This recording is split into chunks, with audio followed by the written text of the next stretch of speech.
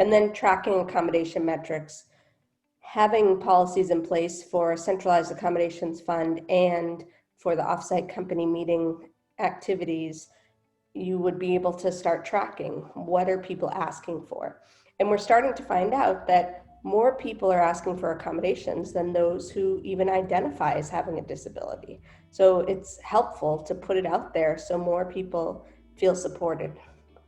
Community engagement talks about how are you engaging in the community. A lot of your companies who are involved in disability in Wisconsin and the activities that you're doing here, a lot of that information could be inputted in community engagement. We're talking about philanthropic support, supporting disability inclusion related events.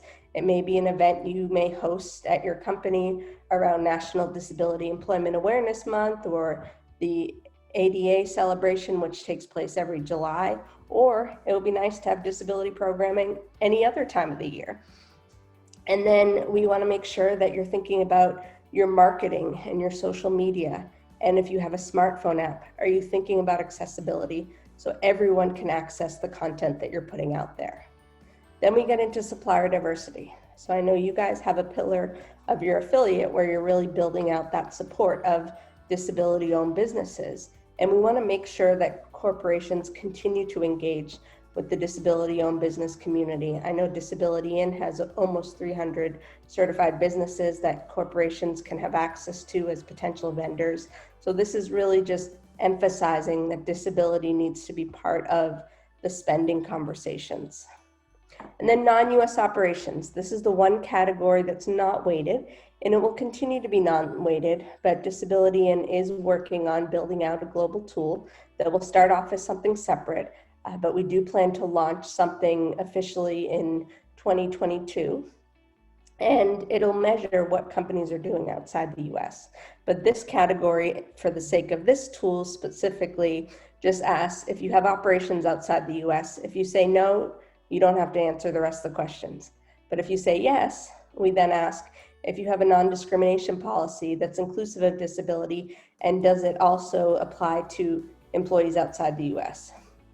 Then we ask, do you have an employee resource group related to disability? If so, tell us about it and where can they be found?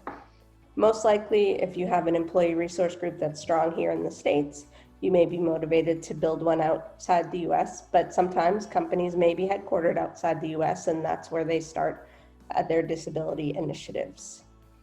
So that's kind of a rundown of the long document. I know it can be overwhelming. It's about 50 pages with all the questions, but once you register and get familiar with the portal and participate for the first time, you will never have to spend that much time again in future years, because you will be able to pre-populate your answers from the previous year. We encourage you to still review everything that you're about to submit and make sure that all of those practices are still in place, but it definitely cuts down on the timeline. But it really is important that first year in to just dive in and figure out where are you and where you want to go. And it really is, you get what you put into it.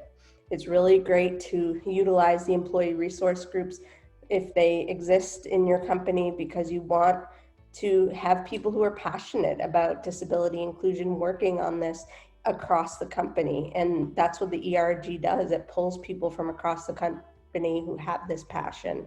And in that case, you may see a lot fewer do not knows as responses, because people are really passionate about getting the right response, whether it's a yes or a no, and holding their colleagues accountable to fix some things that aren't quite there yet.